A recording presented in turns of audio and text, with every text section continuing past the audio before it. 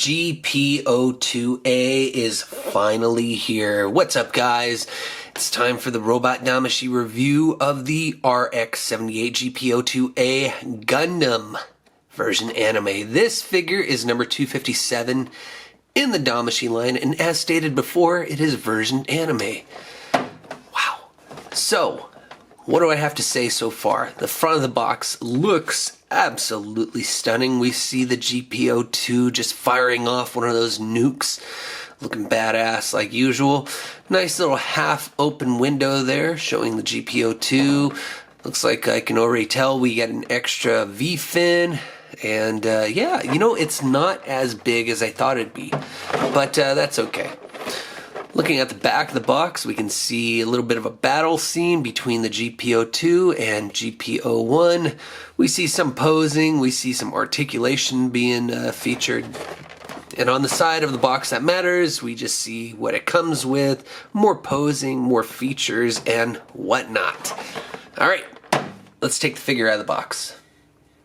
So here he is.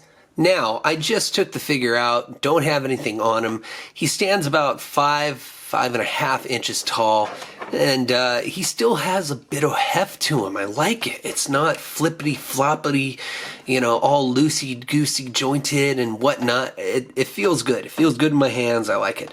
That's what she said. So looking at the armor, we have a nice dull tan, or grayish kind of tan going on. Really opposite of what the GP01 had. I like that a lot. We see some nice sculpting on the skirt armor, the arms, everything. Every aspect of this figure looks really well sculpted. Taking a look at the back, we see O2 on the backpack. We see the holes for placing the bazooka piece that's fitted on the shoulder. Yeah, I like it. Okay, let's take a close-up look at that sculpt of the head. Looks enormous, but it looks pretty badass. See some nice green for the eyes. Head kind of pulls out a little bit. So there you go. So not bad at all. Let's see. What else can I show off? That's pretty much it for right now. Let's move on to articulation. This guy has a lot of rotating parts, so I'm going to try and be as thorough as possible but not take too long. Starting with the head, you have full 360 rotation. Be careful with that V-fin. Don't want to break it. You can also do this weird giraffe thing where you pull the neck out like so, and yeah, I don't know why they left that for us, but whatever, it is what it is. It does also leave a little bit of a cavity opening in the chest, so yeah, put a little pilot in there, I don't know. We then move to the shoulders. Now the thrusters can rotate full 360 on their own, and they can move up like so, and then the thruster on the outside and the one on the back, or on the inside, excuse me, are joined together, but the vernier, or whatever you call this portion, they do move independently on their own, so you can pose them in whatever direction you want. The one on the back moves on its own as well, so yeah, go crazy as much as you want to pose this portion off. Then we move on to the arm. You can do a full 360 rotation, the bicep, and then you can also full 360 rotation at the shoulder, and then you can move up about that much with the arm. Let's see, double bend in the elbow. I don't want to break this guy, showing you guys it's a really tight figure.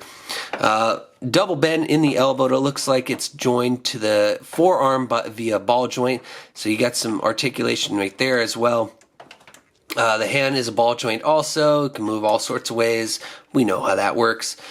Okay, let's go on to the skirt armor. It looks like the front and the sides, like usual.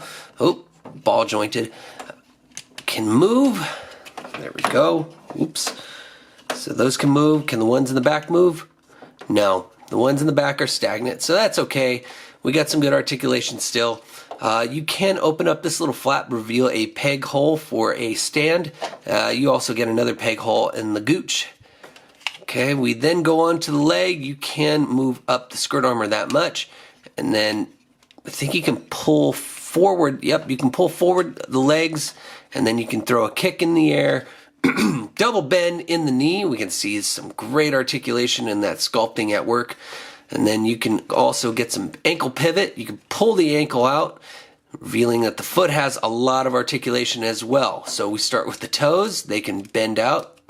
And then you can go ahead and close up the foot. This portion doesn't move, but that's okay. I don't know why it should.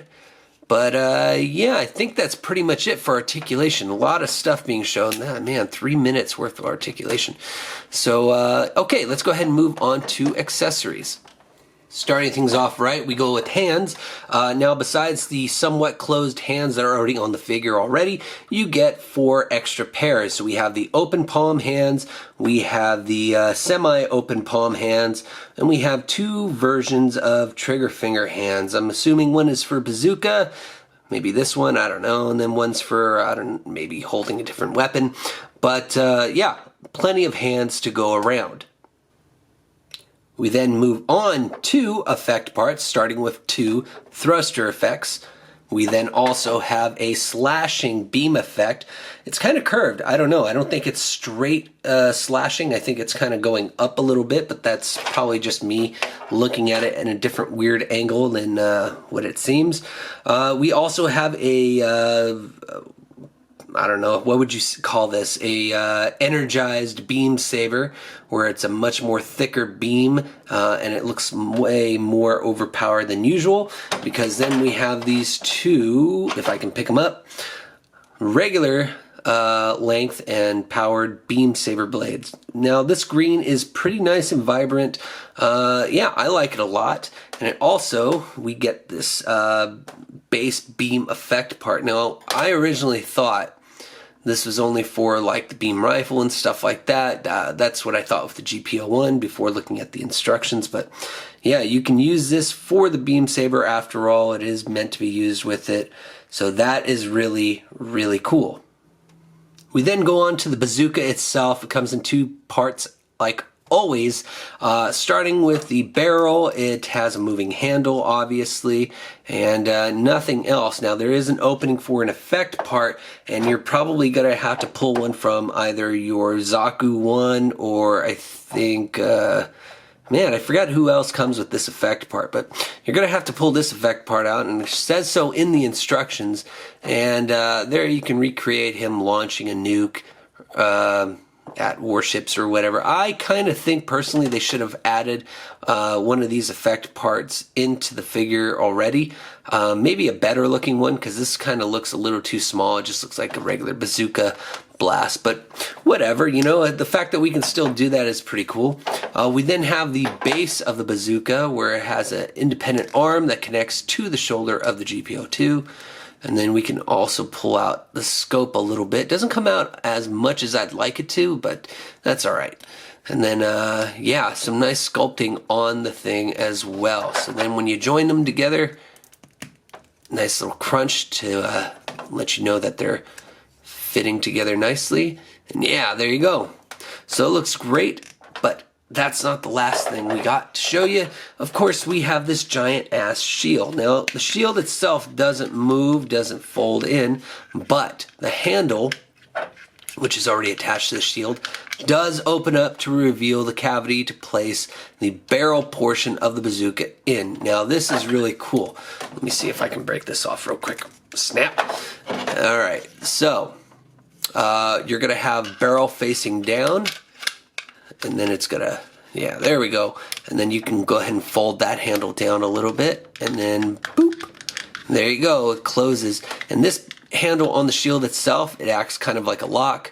You can see it's a little circular folding mechanism that goes overlaps each other, and then you place the handle in, and there you go. Now you got that bazooka stored. Here's the GP02 next to his shield, and now it's a big question time. Can the figure hold its shield up? I gotta say, it doesn't feel too heavy, and it feels like these joints are really nice and tight and stiff, and or not stiff, but tough. Like they could really actually take it. So let's go ahead and test this bad boy out. Let's see if I can do this on camera. Probably not. I'm probably gonna have to. Oh, there it goes. There it goes. And I'm probably ruining my hands. All right. So obviously I don't think, oh, there's some extra articulation at the wrist. I didn't notice that before. Okay, so you got some extra articulation in the wrist, and that's not going to hold the shield at all. But can we hold the shield at the elbow? And no, not really. Let's see, how much stress can we put on that elbow? Can we pose him with the shield? Can he at least hold it? A little bit, maybe? Let's see. It looks like, I don't know. It looks like the elbow has some strength to it, like we can actually pose the figure holding the shield, not resting it on the floor or on its ankle skirt armor or what have you. But I don't know, it might sag over time. It just doesn't feel like it's going to hold it forever, but it's still pretty cool that it has a good secure kind of lock in the elbow enough to hold it up. So that is very cool. I like that a lot. It still looks badass no matter what. Here we go, looking at it from there. Very awesome. Let's go ahead and put the bazooka on and on its shoulder, and then we'll throw on a couple weapons and then do some final thoughts. Well, there it is, the GP02 with its shield and bazooka, fully decked out, and I'm a little upset that there's not, I don't know, a little bit more decals to it, but here it is nonetheless. Some sad news though, the shield does droop down. It's, yeah, unable to, the figure's unable to hold the shield properly, independently without resting it on the skirt armor or whatever, or ankle armor, but whatever, it still looks cool. Let's go ahead and do a comparison side by side next to, obviously, the one figure that matters, the GP01. Oops, there we go. Let's have him stand nice and tall. And you know, with the shield in the way, we'll probably put him on this side. All right, there we go. So yeah, it's still, yeah, it's pretty obvious that the GP02 is still bigger, but at least now it looks like they're more in the same family, like they're actually, like they actually play off of each other. So this is the GP01, this is the GP02. Anyways, let's do that one thing that I said we were going to do in the GP01 video and utilize this effect part that came with the GP01. Now, to do this little maneuver, you're obviously going to have to pull the beam sabers from each figure respectively. If you're not familiar with the GP02, his beam sabers are stored in the skirt armor. Really cool, and I appreciate it that this doesn't look bad, because there's a lot of ways to make this look bad on the GP02, to where the beam sabers look too bulky or fat or whatever. I remember in the anime they were slim and looked nice, and the fact that we got these with the GP02 Damashii version, it's greatly appreciated. So now that we have the Gundams, sit them up, stay. Now that we have the effect parts, we just have to put them all together. So I'm going to do some movie magic, turn the camera off, do it, and then, yeah, turn the camera back on. And there it is, the clashing beam saber effect part. This looks absolutely awesome.